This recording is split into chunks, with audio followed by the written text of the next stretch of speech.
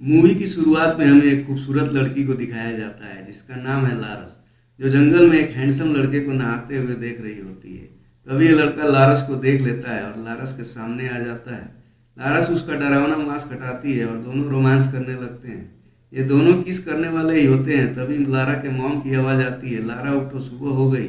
यहाँ हमें पता चलता है कि लारस एक रोमांटिक स्टोरी लिख रही है और वो सपना देख रही थी। दरअसल लारस एक काफ़ी रोमांटिक मूड की लड़की होती है जो 11th क्लास की स्टूडेंट होती है। लारस तैयार होकर स्कूल के लिए निकलती है। स्कूल में लारस की एक बेस्ट फ्रेंड होती है जिसका नाम है डीला, और इसी स्कूल में पढ़ता है डेविड, जो इस मूवी का मेन कैरेक्टर है, जिससे लारस सपने में रोमांस करती है। डेविड एक अच्छा फुटबॉल प्लेयर होता है। लारस अपने प्रिंसिपल से मिलती है जो उसे समझाती हैं कि तुम एक अच्छी स्टूडेंट हो, तुमसे इस स्कूल को काफ़ी उम्मीदें हैं, तुम अपनी पढ़ाई पर ध्यान दो।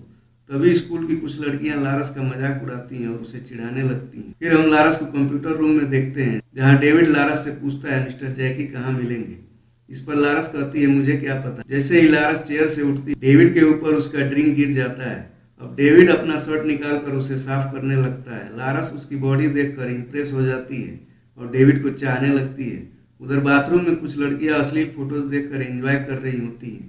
तभी वहाँ डीला आ जाती है। उसे ये सब पसंद नहीं आता और जेंट्स टॉयलेट में चली जाती है जहाँ डेविड पहले से अपना शर्ट साफ कर रहा था। तभी कुछ शरारती लड़के वहां आ जाते हैं और डेविड डीला की एक साथ फोटो क्लिक कर लेते हैं और सोशल मीडिया पर पोस्ट कर देते हैं, जिससे डीला की काफ़ी बदनामी होती है। लेकिन लारस को डीला से जलस होने लगता है और लारस स्कूल के कंप्यूटर से एक अश्लील स्टोरी लिखती है जो गलती से पोस्ट हो जाता है। अगले दिन लारस जब स्कूल पहुंचती है तो वहां देखती है स्कूल में उस स्टोरी को लेकर काफ़ी हंगामा मचा होता है। ये सब देखकर लारस काफ़ी डर जाती है और चुपके से कंप्यूटर रूम में जाकर उस स्टोरी को डिलीट कर देती है, जिससे ये पता नहीं चलता कि स्टोरी किसने पोस्ट किया है। स्कूल की प्रिंसिपल लारस से पूछती हैं, क्या तुमने ये स्टोरी लिखा है। लारस कहती है, मुझे इस स्टोरी के बारे में कुछ नहीं पता। प्रिंसिपल डीला से भी पूछती हैं लेकिन वो भी मना कर देती है। अगले सीन में लारस डेविड को याद करके एंजॉय करती है। उधर डेविड डीला से माफ़ी मांगने जाता है और उससे प्यार का इजहार करता है, लेकिन डीला उसे मना कर देती है, जिससे डेविड काफ़ी हर्ट होता है। आगे हम देखते हैं कि डेविड को पता चल जाता है कि उसके बारे में ये अश्लील स्टोरी लारस ने ही लिखा है और लारस से पूछता है कि तुमने ऐसा क्यों किया। इस पर लारस कहती है कि ये सब उसने जानबूझकर नहीं किया, मुझे बहुत अफसोस है, लेकिन तुम ये किसी को नहीं बताओगे वरना मुझे स्कूल से निकाल दिया जाएगा।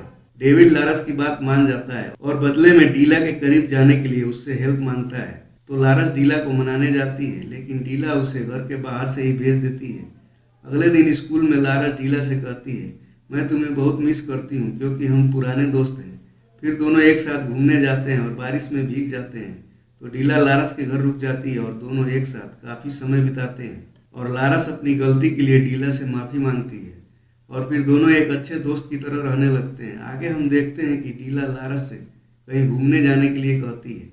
लारस कहती है, ठीक है, लेकिन कार डेविड चलाएगा क्योंकि मैं ड्राइविंग में काफ़ी लेजी हूँ। लेकिन डीला डेविड के साथ जाना नहीं चाहती। तब लारस के काफ़ी समझाने पर वो मान जाती है और फिर तीनों एक टूरिस्ट प्लेस पर जाते हैं और तीनों एक साथ टूरिस्ट प्लेस का मजा लेते हैं। इधर स्कूल के प्रिंसिपल को लगता है कि पोर्न स्टोरी डीला ने ही लिखा है और वो उसका फ़ोन जब्त कर लेती हैं, जिससे डीला काफ़ी परेशान हो जाती है और प्रिंसिपल स्कूल के सभी स्टूडेंट का फ़ोन जमा करवा लेती हैं।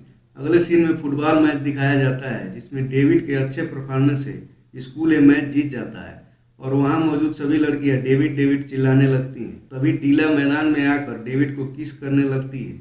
ये देखकर लारस को काफ़ी दुख होता है और वो रोने लगती है। प्रिंसिपल लारस को बताती हैं कि उसके अच्छे रिजल्ट की वजह से उसका स्कॉलरशिप बढ़ा दिया गया है। अगले सीन में डेविड और डीला किस करते हुए नजर आते हैं।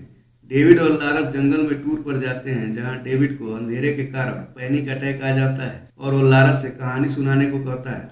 लारस उसे एक कहानी सुनाने लगती है जिसमें एक लड़की एक लड़के से बेहद प्यार करती है लेकिन उसे उसका प्यार नहीं मिल पाता। दरअसल लारस डेविड को अपने प्यार की कहानी इमेजिन करके सुनाती है।